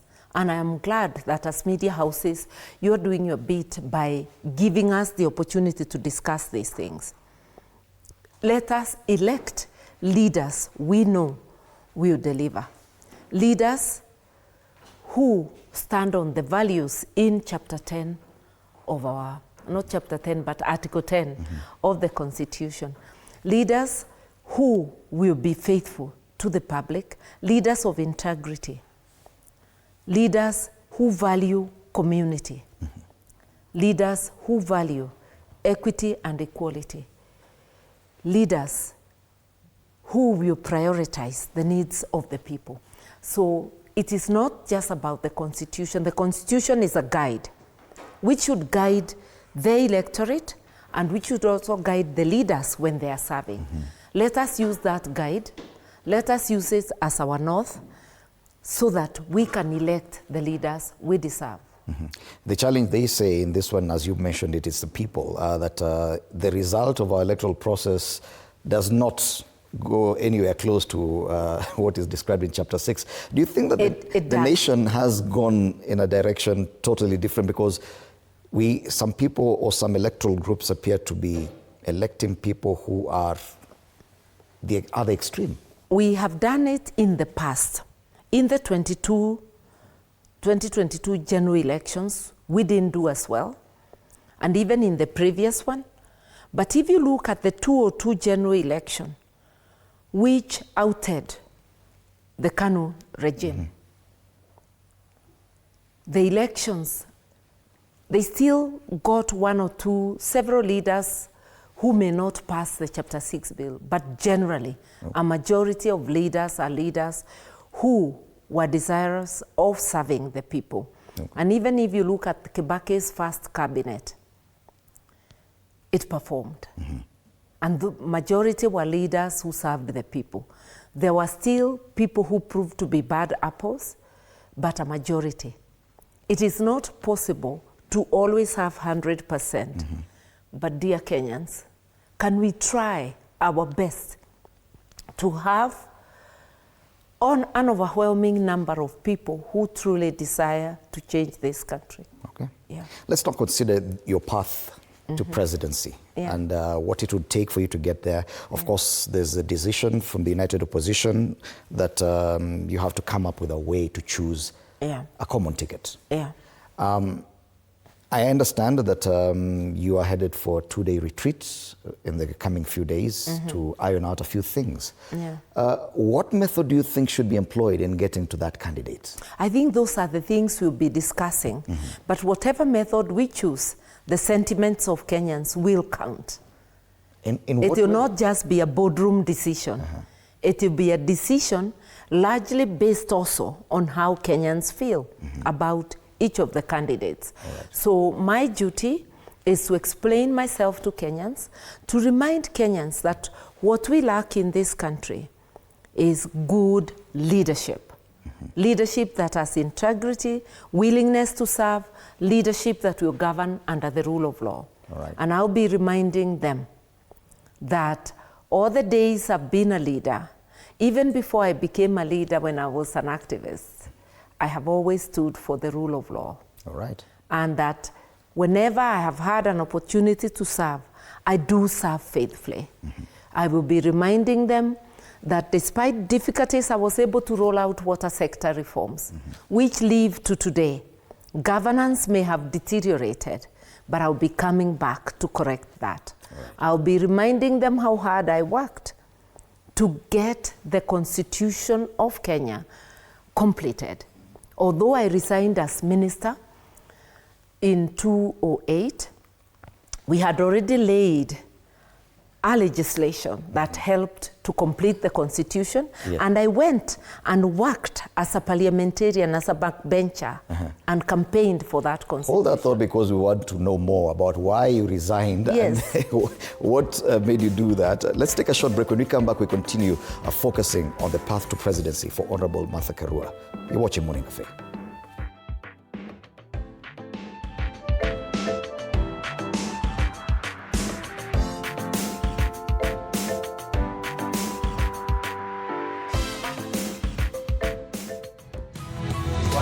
Coming to you in 3, 2.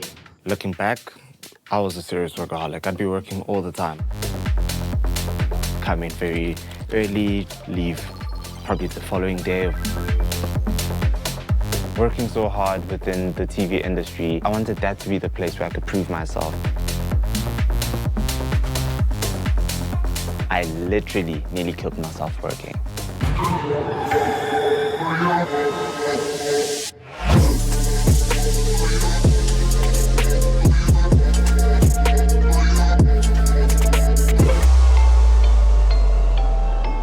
Workaholism is a compulsion to work excessively hard and long hours. I'm Dumi, I'm 20, and I almost wrecked my life trying to work until I just couldn't anymore. Workaholism is not yet recognized as a medical condition, but psychologists say the symptoms are much like those of someone addicted to gambling or substances. In high school, I didn't fit into all the cool groups. I finally went into modeling, going to commercials, and I saw a director on set. As soon as I saw him, I was just like, that's where I want to be. That's what I want to do. That was where all the top people were. When I started my internship, I knew that this is an opportunity that I can't let go of. I got to meet presenters, celebrities, and you meet designers, you meet all these cool people, and that was what made me want to work harder.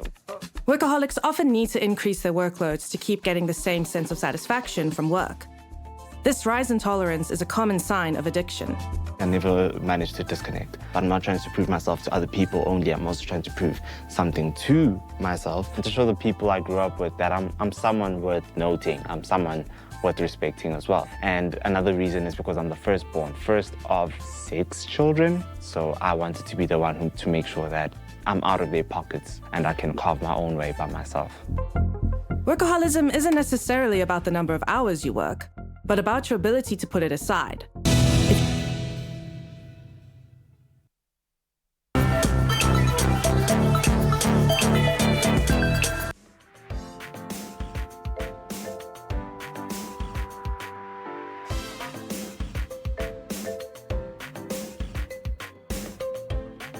All right, welcome back. Thank you so much for staying with us. You're watching Morning Cafe. Just 17 months left to August 2027. We have Senior Counsel Martha Karua in studio with us. She's vying for the presidency seat come 2027. Not anything less than that. Not running mate, president. We are asking you this morning, will you support Martha Karua come 2027? Nothing less than presidency. We have more feedback. Let's hear from you this morning.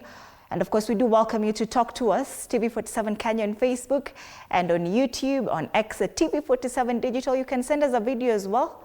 Tusikie, una support mama, yay or nay? Good morning, Fred and Ano Dida. I'm watching from Salama Ward, Laikipia County, showing a BAMBA sana. As someone who has always wanted to get into active politics from a young age, I look up to Martha Karua for her exceptional leadership, and I'm convinced that she is the one who is meant to take us through our third liberation as a country, which is the economic liberation of Kenya. Tuungane, tujikomboe. Good morning, Fred and Anne, live on studio on TV47. I'm Sarah Kabesa, a member of the People's Liberation Party. I'm watching the show live from Thika, Kiambu County. I want to take this opportunity to speak to Honorable Martha Karua. Your presidency bid is inspiring to many of us, especially young people. You have consistently shown support for the youth leadership, justice and good governance. We appreciate your courage and voice for the people. keep pushing for a better Kenya. Kenya needs leaders like you who stand for integrity, equality, and opportunity for the youth. Good morning, Fred na pale studio. Na nimetune in mbaya sana na wafollow. Mimi nilikuwa nataka kuambia Mother Karua as our Iron Lady of PLP party. Ako fine. Atukatai, we support everybody in. Hi, Anne and Fred. My name is Christy. I'm watching from Kite. I believe in her leadership because she has been nurturing young people and particularly women to venture into politics. And learning from someone that has served in all the three arms of the government, learning from her the skills that she passes on to the knowledge, I believe that it means so much for the young people, especially as we continue pushing, as people continue saying that young people need to be more active in politics, let alone the fact that she has been standing for the constitution, for justice, for rights of the people. And I mean, what's better than a president who upholds the constitution, the rule of law, the one thing that unites us all as Kenyans, that binds us as a country. So for me, my ideal president is Karua. Well, you know, the youth usually say that sometimes they go to places where there's food. So I wonder if PLP kona chakula tukuje huko pia, because mama kona support pale. So inspiring, Martha Karua. Fred? All right. Thank you so much, Anne, for that. And we continue engaging with the Honorable Martha Karua on her presidential bid. Now, you talked just before we took a break about how you exited the cabinet. Yeah. And that was one of the rare moments where people see a politician in Kenya resigning from a cabinet position or any other position. You said you'll also, in case you become president and you find that public sentiment is against you, you would do the same. Why do you find it easy to walk away? Because I'm there to serve, not for myself, but for us together, to serve. And I think that when you're there to serve the people, you want to do a good job. And I resigned because I felt I was being obstructed from doing my job. Mm-hmm. And it is not right that I sit there, receive salary as a member of cabinet, when it has become impossible for me to execute my duties as a member of cabinet. Mm-hmm. So I chose to resign, return to the backbench. I was a member of parliament, so I continued representing the people, doing their work from the backbenches of parliament with a reduced salary. Just in case people don't know, resigning meant like losing half my salary, because I lost the salary of minister, I lost the motor vehicles that were at my disposal. I lost many other perks. I lost influence and money. And I was content and to you'd serve. be willing to do that again? Oh, anytime. I want to remind Kenyans, from 2012, when I had an unsuccessful presidential bid, I have not been in an elective public position other than being the leader of my party, which is not a paid position. Therefore, for me, I serve not because of salary, of the position I'm in. It's just that my heart is for my country. Okay. I serve out of patriotism, love for my country. And therefore, it is not position I'm looking for. It is not power. It is not money. It's a calling to serve. Yeah. And I want to remind people that since 2012, which is almost 14 years to now, my voice has not gone down. It has gone up. Yet I'm not in a paid position. So it is a calling to serve. Okay. Yeah.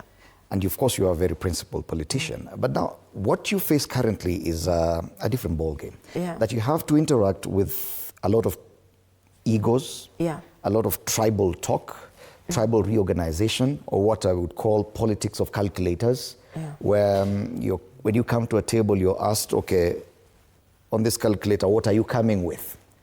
So that we can give you a seat at the table. How does that sit with you? Because your principles and that kind of politics do not align. Who is going to ask me what I come with, I wonder? Because let us face it, The united opposition was born during the rebranding of NARC Kenya to PLP. So I invited all my brothers, and it is there that we declared we have formed the united opposition. When I went to pay a return visit to my brother, the second deputy president, Rigathi, I took all my brothers with me. And from there, we've been moving and expanding. What we bring on the table will be seen after the elections. Not what you say with your mouth. So we are getting out. I have not been campaigning. I started my campaign this year. Give me 6 months. You will hear PLP and Martha Karua everywhere. And I believe that in the next general elections, PLP will be a titan. But we've heard some leaders from the united opposition asking their colleagues within the united opposition to go back to their bases, consolidate that base, then come with it, then we negotiate. I think we must allow freedom of expression and also freedom to differ. Everybody sees things the way they want to see them. And being together will also help to broaden our horizon. Those not well versed in democracy will get a dose of it. Those who have better mobilization skills will also give a dose of it to others. So being together is a learning process. So you do not necessarily agree with that kind of... Let me tell you that Kenya is open for everybody, every corner. I, for one, will traverse every corner, and one does not require permission of anyone to go to any corner of Kenya. And come talk of tribal talk, I think that the person who carries that agenda is none other than Dr. William Ruto.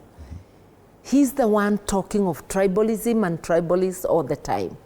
Then when you check his action, you see actually he's talking about himself. The way he appoints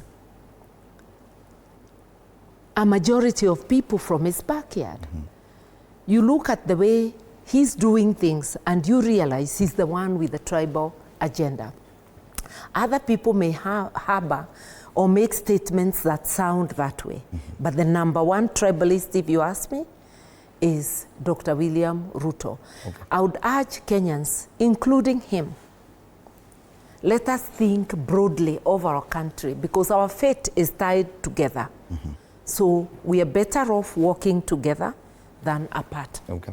So some of the luminaries within the united opposition have already come up with ways which they feel should be used to get to the point of this is a presidential ticket. And one of them is using a calculator and say, how many numbers do you have? What do you come up with?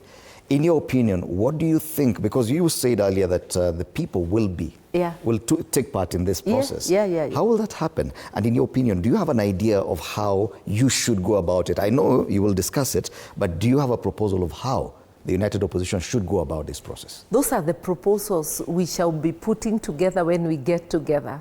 So do not ask me to jump the gun. But you do have a proposal of how everybody has a proposal of how it should be done. We have our technical teams. We are not reinventing the wheels. These things have been done before. So it will be done. And as a candidate, I keep saying, my duty is to take myself to the people. Ensure that my visibility, my viability keeps going up. That's my sacred duty. Back in 2022, Azimio used an interview method to pick the running mate. That was not the only thing. That was but one of the many methods. And let me assure you that even in Azimio, the sentiments on the ground mattered a lot. All right. President Uhuru Kenyatta, the fourth president, was a patron of Azimio. Now he's back in a way that not many people understand his inputs.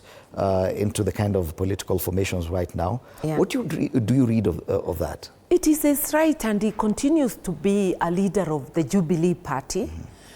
And we worked with him not only during the last general elections, but also post-election, when the William Ruto regime was trying to hijack Jubilee. We fought together, and as the opposition, we won, and Jubilee now is back on track. It is his right to participate. And since, unlike us, they had not left Azimio, it's their right to do whatever they wish. But I've said that we already have the united opposition, of which Jubilee itself participates through the other leaders, through Matiang'i. Before Matiang'i, it was through Saitoti Torome, who was then the chairman of Jubilee. I believe he still is. And therefore, it will be up to the members who belong to more than one formation to choose one when the time comes. For us, we've already chosen. Yeah. All right. Then there's been a lot of talk about Mount Kenya. Yeah. Mulima this, Mulima that. Yeah. I'd like to understand where you stand in this. There's even talk about dividing the mountain into two different sides. Do you believe That's that now this kind of Ruto with organization... that's Ruto with his tribal calculations. He's the one who would like to divide the Mulima. Look at who is taking the agenda. It is his people. You see? It is his people who are doing that. Look at the violence he unleashed on the Mulima during the demonstrations. Look at the businesses that were destroyed. He's the overall. He's the chairman of the National Security Council. So when there are breaches of security targeting the Mulima, we know it is him. Yeah, this conversation is on the lips of people you work with in the United Opposition as well. Why are you exonerating some of the comments from probably the people who you closely work with right now? Or do you feel that, yes, indeed, some people may have crossed the line at one moment or another?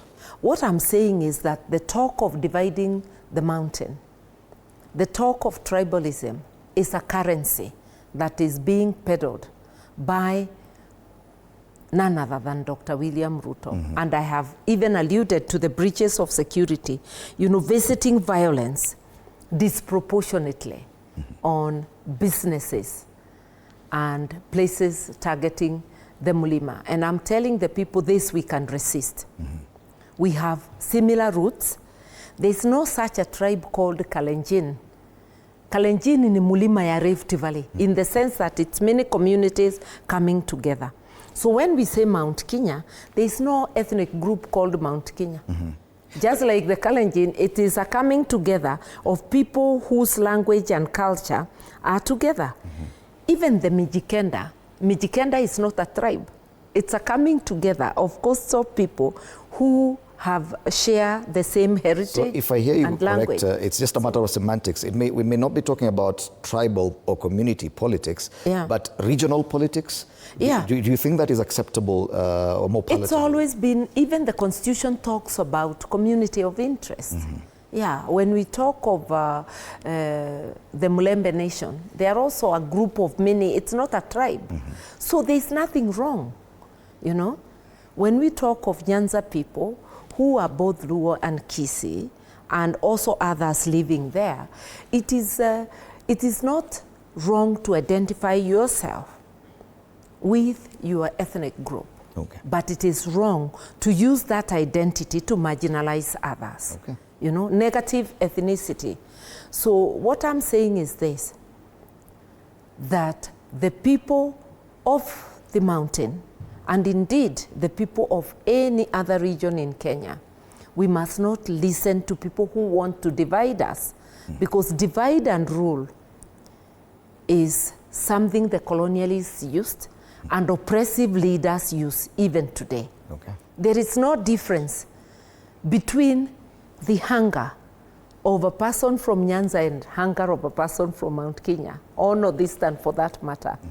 We are all human beings requiring the same basic services and requiring an environment that will help us to thrive.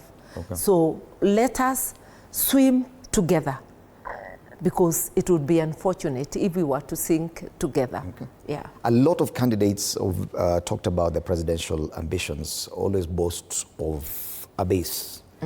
Not necessarily community or region, sometimes it's even a demographic within the Kenyan sphere. What would be the Gen demographic? Z, women, men, all those things, yes. Is that your base? Is that the demographic? Let me say, I'm a Kenyan and I'll go as wide as I can. I am not focusing on anyone. But yes, I'll tell the youth, I've stood with you. I'll tell the women, I'm like you, here we are. I'll tell the men, I've stood with you. So there's something for everyone. What about in a home, there's something for everyone. Let's address the youth now, because they say there's a lot of lethargy, a lot of disillusionment among the Kenyan youth. A lot of them are very vocal about what they want to see change, but they're not converting that into electoral might through maybe failing to register as voters.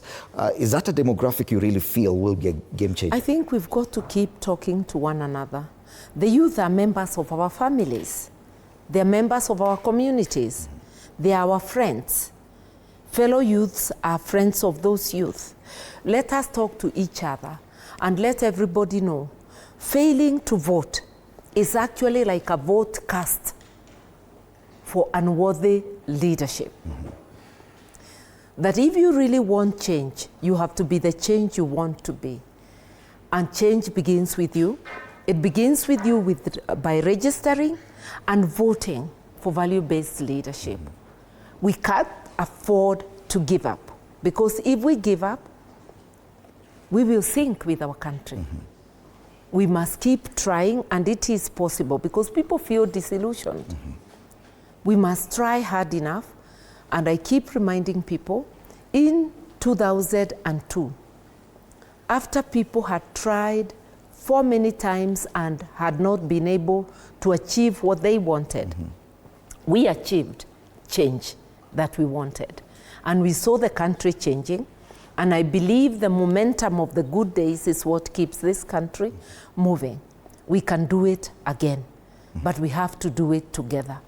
And history teaches us no revolution occurs without support of the youth. Youth are the engine of any revolution.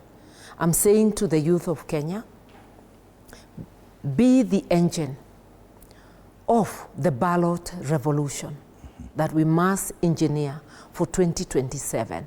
And together, as a supermajority, we cannot be defeated.